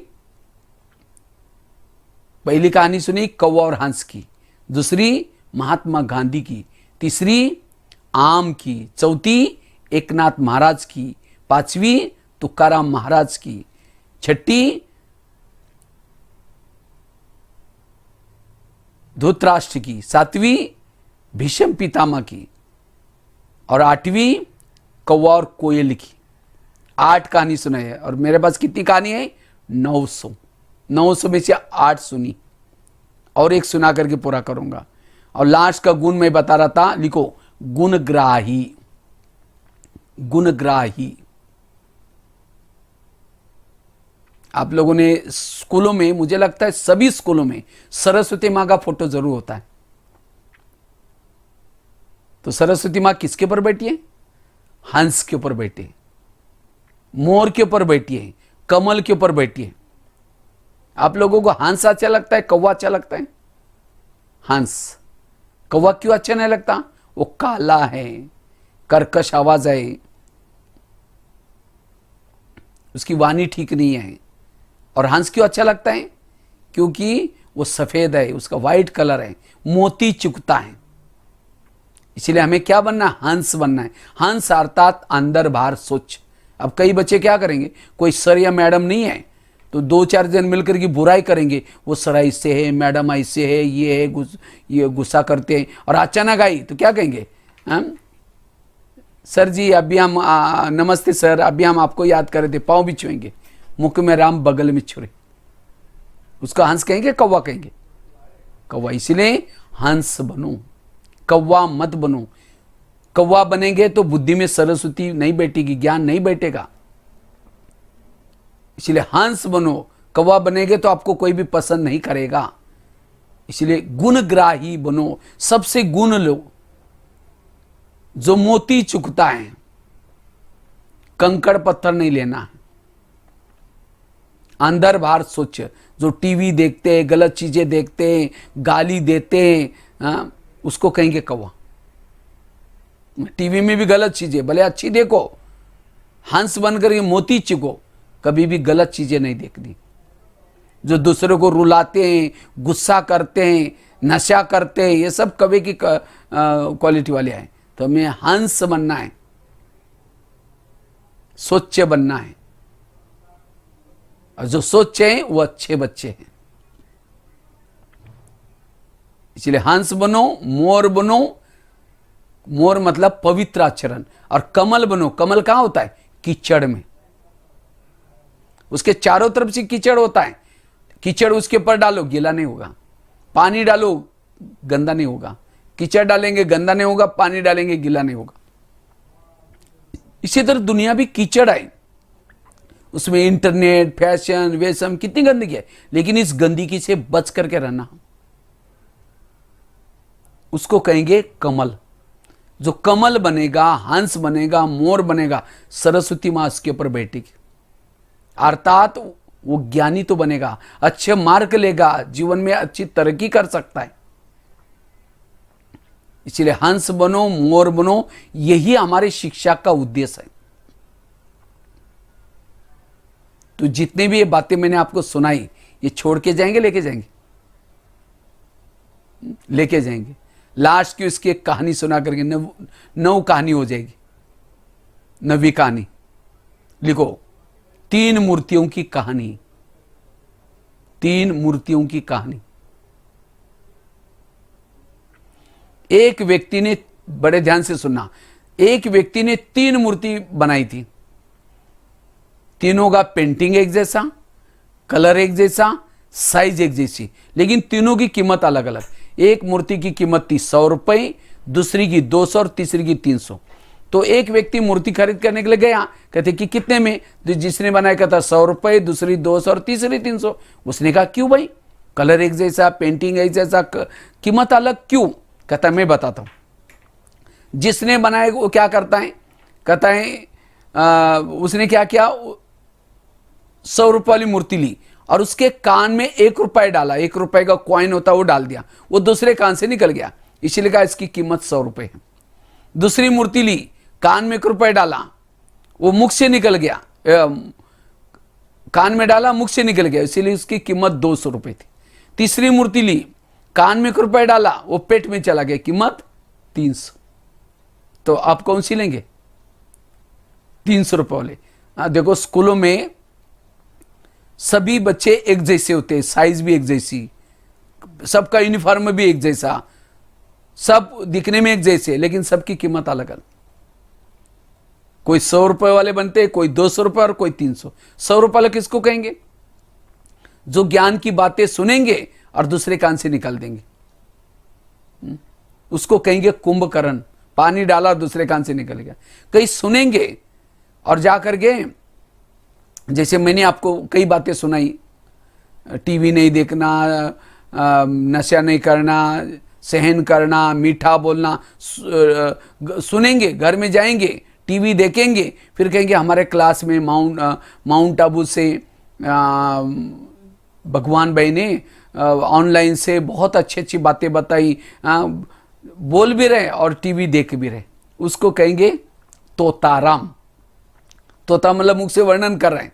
हाँ, एक व्यक्ति ने तोता पाला था और वो बोलता भी था, तो उसका मालिक ने कहा कि तोताराम नलके पर नहीं बैठना चाहिए, भीग जाओगे। वो भीग भी रहा था और साथ में बोल भी रहा था। तोताराम नहीं बनना। और सुन करके पेट में डालेंगे। इस भाई ने बहुत अच्छा ऑनलाइन में अच्छी अच्छी बातें सुनाई, आज से हम टीवी नहीं देखेंगे, आज से हम फैशन नहीं करेंगे, आज से हम नशा नहीं करेंगे, क्रोध नहीं करेंगे। एक एक चीज को अंदर डालेंगे, उसकी कीमत 300 रुपए वाली होगी। और 300 रुपए वाले बच्चे समाज के, देश के कोई काम के, बाकी 100 रुपए वाला 200 रुपए वाला कोई काम का नहीं है। इसीलिए इस शिविर से आप 300 रुपए वाले बच्चे बनकर जाना। और 300 रुपए वाले बच्चे अच्छे बच्चे हैं। तो कितनी कहानी बताई? 9 कहानी, बहुत सारी बातें। और लास्ट में मेरे जीवन का छोटा सा अनुभव सुना करके 10 कहानी हो जाएगी। कहते हैं 10 और बस, तो 10 कहानी हो जाएगी। तो मेरे जीवन की एक प्रैक्टिकल कहानी आपको सुनाता हूं, ये भी आपके लिए प्रेरणादायी होगी। देखो, मैं भी एक अच्छा बच्चा बना। कैसे बना? मैं भी आपके जैसे ही एक छोटे से गांव में, महाराष्ट्र में सांगली जिले में एक छोटे से गांव में जन्म हुआ। मैं तो 11 साल स्कूल भी नहीं गया था और बकरी चराते थे, खेती बाड़ी में रहते थे, गरीबी थी, झोपड़पट्टी में रहते थे। तो 11 साल के बाद मन में आया मुझे समाज के लिए कुछ करना है। तो 11 साल के बाद मैं हमारे खेती से रोज एक बच्चा थैला लटका के जाता था गांव की तरफ। तो मैं सोचा ये बच्चा रोज कहाँ जाता है। तो एक दिन मैं इस बच्चे के पीछे पीछे गया तो देखा एक स्कूल में चला गया वो। तो मैं वापिस आ गया, मैं तो डर गया, मैं पता नहीं क्या है। फिर दूसरे दिन मैं चला गया, तो मैं हिम्मत करके स्कूल में गया। वो एक ही रूम थी, 7 कक्षे इकट्ठी बैठती थी। कई बच्चे तो एक नज़दीकी मंदिर था उसमें बैठते थे, कोई बच्चे पेड़ के नीचे बैठते थे। तो मैंने कहा सर, वहाँ एक टीचर था, पढ़ाता था सबको। मैंने कहा सर मुझे भी पढ़ना है। कहा कि तुम तो अभी बड़े हो गए, नहीं पढ़ सकते। नहीं, मैंने कहा सर हमारे घर में बोला नहीं किसी ने, मुझे पढ़ना है। मेरी लगन दे करके टीचर ने कहा ठीक है कल से आओ। तो पहले दिन 5वीं कक्षा में बिठाया। तो रोज जब जाना शुरू किया, 1 साल के बाद 6वीं में, 7वीं में, तो 7वीं कक्षा की बोर्ड की परीक्षा थी। तो टीचर ने कहा तुम डायरी पेन नहीं लाते, कल से स्कूल में नहीं आओ। तो मैंने सोचा आप क्या करेंगे, घर में तो मना किया। तो मैं क्या करता था, रोज रद्दी से डायरी लाता था, पानी से धुलाई करके फिर लिखता था। ऐसे करके पढ़ाई किया। 7वीं 8वीं कक्षा में उसी डायरी में ब्रह्मा कुमारी आश्रम का किताब मिला। आप तो लकी है, देखो आप लोग ऑनलाइन से क्लास कर रहे हैं, लेकिन मुझे ऑनलाइन का भी मौका नहीं मिला। मुझे उस रद्दी में एक ब्रह्मा कुमारी का किताब मिला। आज से लगभग 40 साल पहले, जब 9वीं कक्षा में था। और मैं जो पढ़ाई करता था, रद्दी से डायरी ला करके, धुलाई करके, खुद ही पानी बेच करके, अपने पाँव पर खड़े करके, आज आपके मम्मी पापा कितने बड़े अच्छा स्कूल में डाला है, यूनिफॉर्म ला कर देते हैं, कितने लकी हैं। लेकिन हमारे ऐसी परिस्थिति भी नहीं थी, तो भी हमने कभी चोरी नहीं की, गलत रास्ते में नहीं गया, स्कूल नहीं छोड़ी। और ऐसी जब उस किताब मैंने पढ़ी उसके अंदर हम कौन है, परमात्मा कौन है, ये संसार चक्र कैसे बदल रहा है, अब सत्युग दुनिया आने वाली है। परमात्मा ने एक विद्यालय खोला है, प्रजापिता ब्रह्मा कुमारी ईश्वरी विश्वविद्यालय, और इस विद्यालय में जो पढ़ेगा, जो ज्ञान लेगा, वो देवी देवता बनता है। तो मुझे भी बचपन में लगा मुझे भी देवी देवता बनना है। तो मैंने क्या किया, उस किताब के ऊपर पत्र लिखा, एक मुझे और किताबें चाहिए। तो मेरे पास वहाँ से एक पत्र आया, आप 10 रुपये भेजो। वो नागपुर से किताब छपा था मराठी में। तो मैंने क्या किया, 6 महीना तक कुएं से ला करके पानी बेचा और 10 रुपये इकट्ठा करके एमओ से भेजा, और उससे मुझे वो किताबें आई, और उस किताब से मैंने मेडिटेशन सीखा और 10वीं में बोर्ड में पहला नंबर लिया। 10वीं के बाद ITI का कोर्स करने के लिए बड़े शहर में गए थे, तो वहाँ एक ब्रह्मा कुमारी की गीता पाठशाला मिली और रोज़ वहाँ जाता रहा। मेरे दोस्त कई चिढ़ाते थे, अरे तुम ऐसे क्यों जाते हैं, लेकिन मैंने किसी को ये नहीं किया। मैं रोज़, क्योंकि मैंने सोचा मेरा सबसे अच्छा दोस्त परमात्मा है, मुझे उसके साथ दोस्ती करनी है और परमात्मा को जो पसंद है वही करना है। तो परमात्मा तो फिल्म नहीं देखता, तो मुझे भी नहीं देखना। मैं गलत फिल्में नहीं देखता था, नशा नहीं करता था, बुराई से बचा रहा। मैं उससे छोटे बचपन से बातें करता था, हे प्रभु आज मुझे गुस्सा आया, दोस्त आपको तो अच्छा नहीं लगता गुस्सा, ऐसे ऐसे मैंने बचपन से अच्छे संस्कार डाले। और उसके बाद माउंट आबू में है, आज माउंट आबू में सेवा करता हूँ। पहले दिल्ली में भी कुछ समय रहा, आज माउंट आबू में सेवा, किचन की सेवा करते हुए भी पूरा भारत में जाकर के 9,000 स्कूलों में बच्चों को नैतिकता का पाठ पढ़ाया, 900 जेलों में पाठ पढ़ाया, और जिसके कारण इंडिया बुक ऑफ रिकॉर्ड में नाम दर्ज किया। इतना ही नहीं, यूट्यूब में, गूगल में, कहीं भी BK भगवान भाई सर्च करो, बहुत सारे वीडियोस, बहुत सारे क्लासेस। इतना नहीं, 40 मासिक में लिखने का सेवा कर रहा हूँ। कहाँ ये गरीबी में थे, कहाँ पढ़ने लिखने के लिए पैसे नहीं थे, कहाँ बचपन में मैं पुलिस वालों को डरता था। लेकिन इस मेडिटेशन करने से, ज्ञान सीखने से, अच्छी बातें सीखने से अपने जीवन को इतना अच्छा बनाया। जो माँ बाप ने नाम रखा था भगवान भाई, इस नाम को सार्थक किया इस ज्ञान के आधार से। क्योंकि अब ये युग बदलने वाला है, संसार बदलने वाला है, तो ये अच्छी बातें हमें काम आएगी। धन पैसा काम नहीं आएगा। इसीलिए आप बच्चे भी बचपन से इस पढ़ाई के साथ साथ, ये छोड़ना नहीं, उसमें भी पढ़ना है, लेकिन इसके साथ साथ संस्कार सीखना। और ये आपको दीदियों ने आपको ये शिविर के लिए निमंत्रण दिए हैं, ऑनलाइन से सुन रहे हैं। ऐसे ही जब लॉकडाउन खुलेगा, आप लोग जरूर सेंटर पर जाते रहना, आश्रम में जाना, ब्रह्मा कुमारीज में कम से कम चलो संडे के दिन तो जरूर जाना, 7 दिन का इसका कोर्स करना और जरूर अपने संस्कार अच्छा बनाना, ठीक है। और इसके लिए ये जो बातें बताई, कितनी कहानी बताई, 10 कहानी, मेरे जीवन की भी कहानी बताई। इस कहानी से 10 कहानी, और जो 6 बातें बताई, 5 बातें बचना, उससे बचना है, और साथ में गुण 3 बताए, सहन शक्ति, मीठी वाणी, गुण ग्रहण करना, ठीक है। लास्ट में 2 मिनट मेडिटेशन करेंगे, कार्यक्रम पूरा करेंगे। सभी अपने जगह पर कमर सीधी करके बैठेंगे, कमर सीधी, और 3 मिनट के लिए सभी आंखें बंद करेंगे। वैसे तो आंखें खोल करके भी योग करते हैं, लेकिन आप तो शुरू में कर रहे हैं, आंखें बंद करेंगे। आंखें बंद, और 3 मिनट के लिए मैंने आंखें बंद करने के लिए इसीलिए कहा, क्योंकि आंखें खोल करके हम सारा दिन बाह्य जगत को देखते। अब 3 मिनट के लिए अंतर जगत को, अपनी आत्मा को देखो। चेक करो मेरे अंदर किस प्रकार के दुर्गुण हैं। चोरी करने के दाग, झूठ बोलने का दाग, गुस्सा करने का दाग।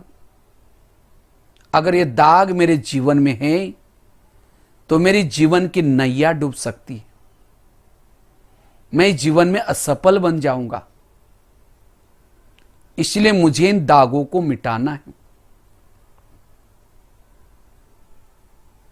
मैं एक साधारण बालक नहीं हूं।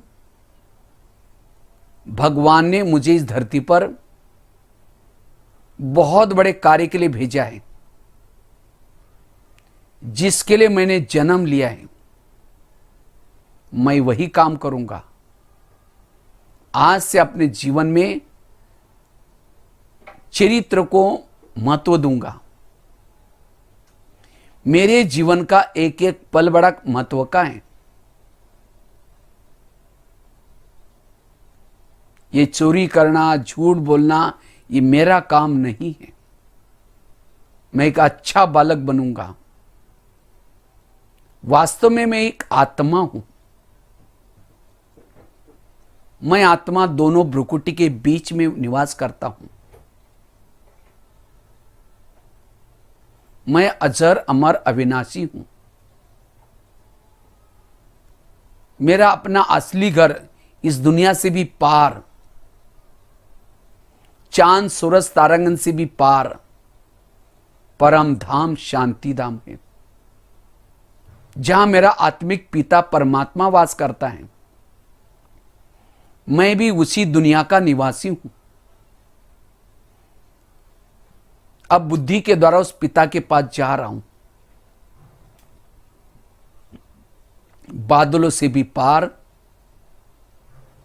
चांद सूरज तारांगन से भी पार, परम धाम सोनेरी लाल प्रकाश में दुनिया है, जहां सूर्य के मापिक सर्वशक्तिवान जैसा उस पिता के सानिध्य में जाता हूं, मेरे अंदर की सारी निगेटिव एनर्जी समाप्त होती जा रहे। मैं ऊर्जावान बनता जा रहा हूं। हे प्रभु, आज मुझे इतनी शक्ति देना जो मैं जीवन में कभी भटक न सकूं। इतनी ऊर्जा देना मैं भटक न सकूं। मैं आपकी ही संतान हूं।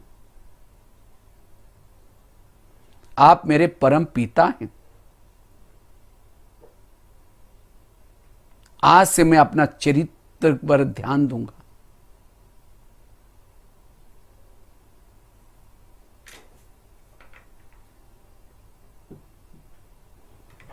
आपकी बातों को आचरण में लाऊंगा। मैं एक आत्मा हूं। सबके साथ भाईचारे से रहूंगा। सहनशील बनूंगा। ये गुण ही मेरा सच्चा श्रृंगार है।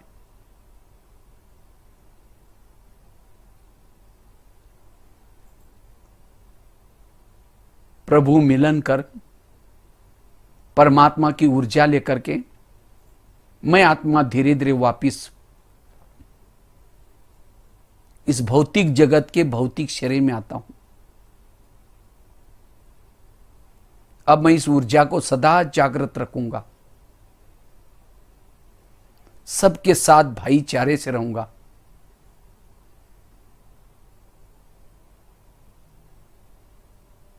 मैं आत्मा हूं, बिल्कुल शांत हूं।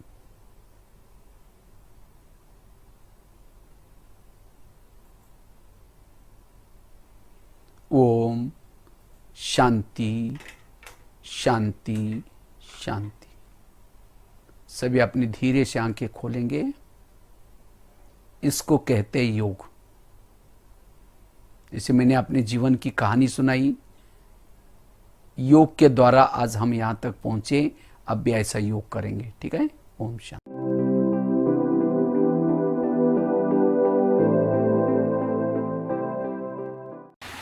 Hello friends, Om Shanti. I am Nikita and I would like to share a beautiful story with you all. We all know that anger learn lesson from elder, but today it is opposite. Being an elder, we can learn so much from our younger fellows or from our friends. As well as a lesson is irrespective of gender, caste, age, etc. Friends, this story goes like this. Once upon a time, Raju was a carpenter and he used to live in a small village. In his childhood, he lost his mother. His aged father, Kuppanna, used to live with him. He was very weak. Even he could not walk himself because his son Raju did not give him enough food. He gave a small earthen plate in that very small quantity of rice. Raju was not a good man. He was a drunkard. After taking drinks, he used to abuse his father. After some days, Raju got married and he had one son. His name was Sonu. Sonu was only 10-year-old boy, but he was very good boy. He had love towards his grandfather and great respect towards his grandfather. He did not like his father's attitude and character, that his father was ill-treating with his grandfather. One day what happened? Kupanna was eating food out of earthen plate that his son had given to him. But by mistakenly the earthen plate fell down and broken into 2 pieces, and food also fell on the floor. Raju saw this and he was working at other end of the room. He came near to his father and he was very angry towards his father, and he used very harsh words to abuse his father. But old man was very sad about what happened and he was sorry about his mistake. But Raju's words wounded him very deeply. So Sonu saw this. Sonu was not liking his father and he was afraid to speak against his father. He was sad about his grandfather and he was not too powerful to stand in support of his grandfather. So next day, Sonu took some his father's carpentry tools and piece of wood and started making wooden plate. His father saw working him and his father went near to Sonu and asked to Sonu, "What are you doing, Sonu?" Then Sonu replied, "I am making wooden plate, father." Then his father says, "A wooden plate? For what?" Then Sonu replies, "I am making it for you, father. When you grow old like my grandfather, you need a plate for food. A plate made from earthen may break very easily. So I may scold you. So I want to give you a wooden plate which may not break so easily." Raju, shocked to hear this, he realized his mistake, that his father was very kind to him. He looked after his father very well. So he was realizing his mistake, that he ill-treated his father very badly.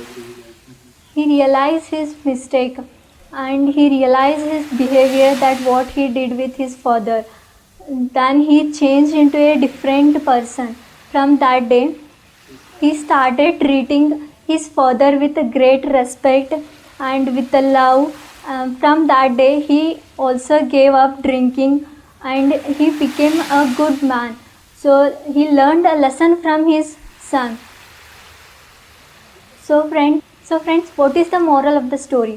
The moral of story is we should honor our parents at all the time. It is our duty. It brings us blessing from their heart. So friends, be kind and sincere towards elders. Take care as much as you can. The amount of kindness you show towards them, it brings back to you multiple of that. So friends, I hope you all will respect your parents and elders. So all the best for your future. Thank you. Om Shanti. Bye bye.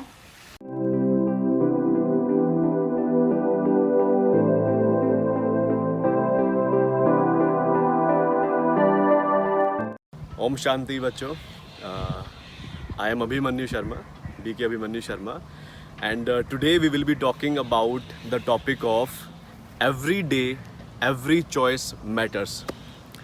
अब इसका क्या मतलब हुआ कि हर दिन हर आपकी जो choice होती है वो मायने रखती है.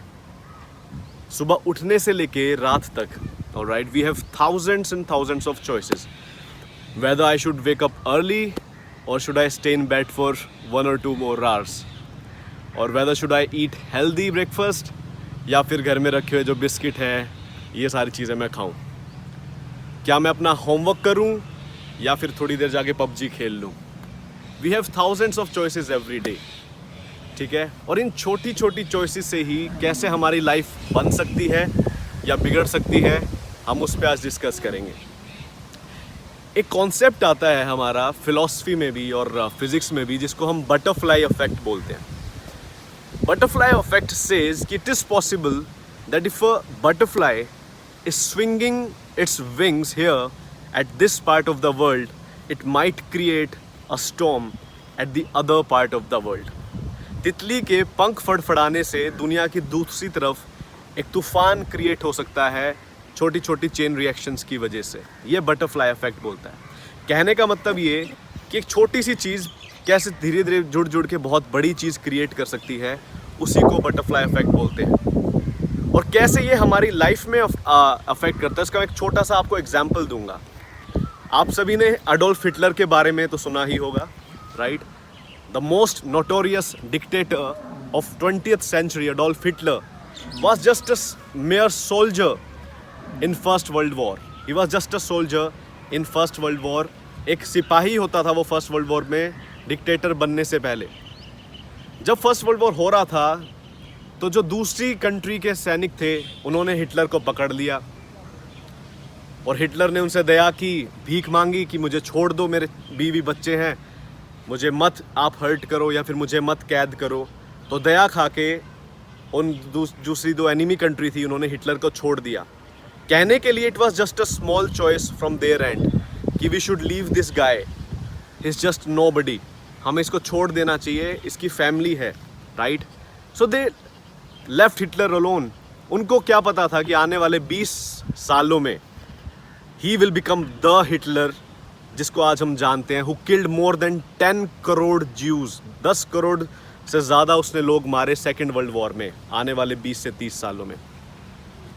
अगर उन सैनिकों ने हिटलर को उस टाइम पकड़ लिया होता या कैद कर लिया होता तो हो सकता है कि सेकेंड वर्ल्ड वॉर कभी हुआ ही नहीं होता.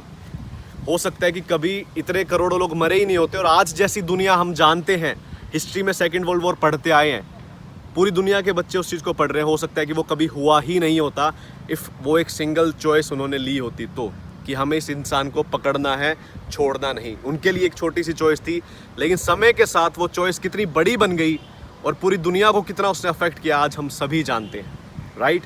So this is butterfly effect. ऐसे ही आप अपनी लाइफ में सोचो, all of you must have best friends in your life, right? आप सभी के बेस्ट फ्रेंड्स होंगे आपकी लाइफ में. और वो आपके बेस्ट फ्रेंड कैसे बने? आपने पहले दिन कभी आपसे वो मिले होंगे तो एक छोटा सा आपने हाय या हेलो एक्सचेंज किया होगा. लेट्स से 3rd या 4th क्लास में you met this person was sitting alone, you went over to them, you said hi, आपका नाम क्या है, या छोटी सी आपकी एक सिंगल हेलो हाय से वो फ्रेंडशिप शुरू हुई और आज you are best friends, right? अगर so now that person is your best friend, right? So एक छोटी सी चॉइस ने आपकी कैसे पूरी लाइफ की डायरेक्शन चेंज कर दी. Now you have one single best friend. It applies to everything in your life. एक इंसान जो सक्सेसफुल है, जिसने लाइफ में बहुत कुछ अचीव किया है, और एक इंसान जिसने लाइफ में ज़्यादा कुछ अचीव नहीं किया, major difference comes to the choices that you make every day, right? हर दिन, let's say मैं एक वो इंसान हूँ जिसने दुनिया को बहुत कुछ दिया and I'm a successful person today. How did I become that? मैं हर दिन छोटी छोटी choices को, सही choices को ले रहा था, right? अगर मैं सुबह उठ रहा हूँ तो मैं सुबह जल्दी उठ रहा हूँ, मेरे पास सभी दुनिया से ज़्यादा टाइम है खुद पे काम करने के लिए. एक लेज़ी इंसान वही 2-3 घंटे बाद उठने की छोटी सी चॉइस लेता है. अगर मैं फिट हूँ, आई एम हेल्दी, ठीक है, और मेरी फिटनेस अच्छी है, मेरे को कोई डिजीजेस नहीं है, तो because I chose every day to eat healthy, to do exercise. These were little choices every day which I made, which made me healthy today. और दूसरी तरफ जो इंसान बीमार है, ठीक है, जिसको डायबिटीज़ है या फिर जिसको कुछ और चीज़ें, हो सकता है कि उन्होंने वो छोटी चॉइसेस गलत ली हो. सो बच्चों, हर दिन आपके पास चॉइसेस होती है. आपके पास चॉइस है कि मैं आज 10 मैथ्स के एक्स्ट्रा क्वेश्चन करूं, डेली 10 प्रैक्टिस करूं क्वेश्चंस को, तो हो सकता है एक साल में 365 multiply by 10 questions comes out to 3650 questions in 1 year. Tell me, आपका मैथ स्ट्रॉन्ग होगा या नहीं? एक छोटी सी चॉइस थी कि मैं आज 10 क्वेश्चन मैथ्स का सॉल्व करूंगा. सिमिलरली अगर आप डेली का काम डेली करने के चॉइसेस छोटे छोटे लो तो आपकी सारी ज़िंदगी अपने आप सेट हो जाती है. किसी ने कहा है, take care of small things and big things will take care of themselves. हर दिन का आप ध्यान रखो, आपकी ज़िंदगी अपने आप अपना ध्यान रख लेगी. ऑलराइट? एंड लेकिन इन चॉइसेस हमें पता तो होता है कि क्या चॉइस मुझे लेनी है, what is right for me, what is wrong for me, we know that, but still हम गलत चॉइसेस कई बार बनाते जाते हैं. ऐसा क्यों? क्योंकि हमारे अंदर निर्णय करने की, परखने की और जो ये शक्तियाँ हैं वो बहुत कम हो चुकी हैं समय के साथ। ऐसे हमारे अंदर शक्तियाँ होती हैं, हम आत्माओं के अंदर 8 शक्तियाँ होती हैं। समाने की शक्ति, alright, the power to tolerate, that is सहन शक्ति, द पावर टू जज, परखने की शक्ति, the power to do stuff, निर्णय करने की शक्ति, the power to decide, right. ये सारी शक्तियाँ हमारे अंदर कम हो गई, उनको बढ़ाएंगे कैसे? राजयोगा मेडिटेशन से। जब हम डेली राजयोग मेडिटेशन करते हैं तो हमारा खुद के ऊपर राज होता है। We become master of our sales.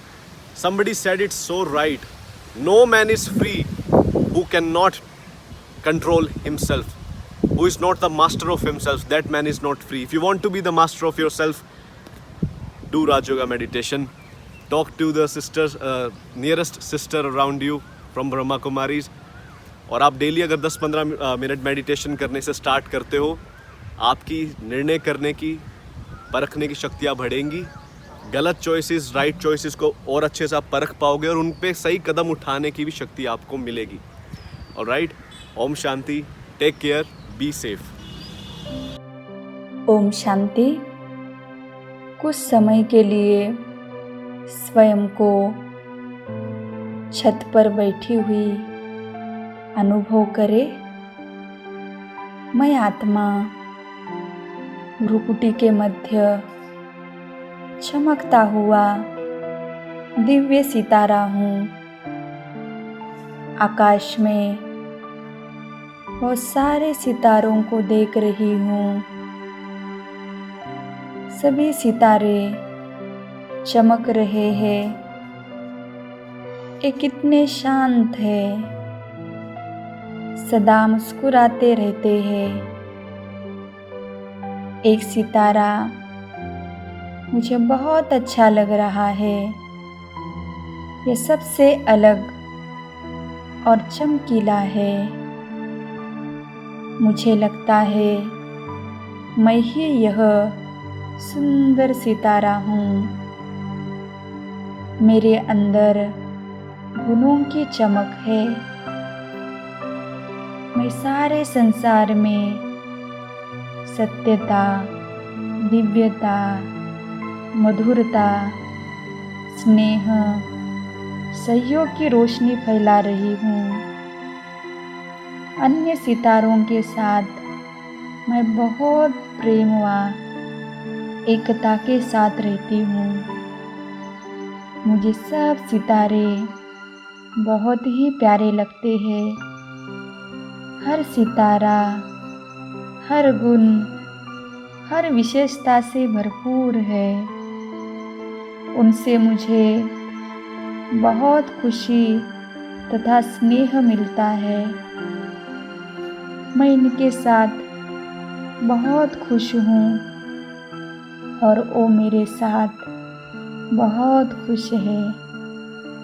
ऐसे ही सारे दिन में मुझे हर आत्मा रूपी सितारे में गुणों की चमक देखते हुए उनके साथ स्नेह भरा व्यवहार करना है, सबको सुख देना है। ओम शांति, ओम शांति, ओम शांति।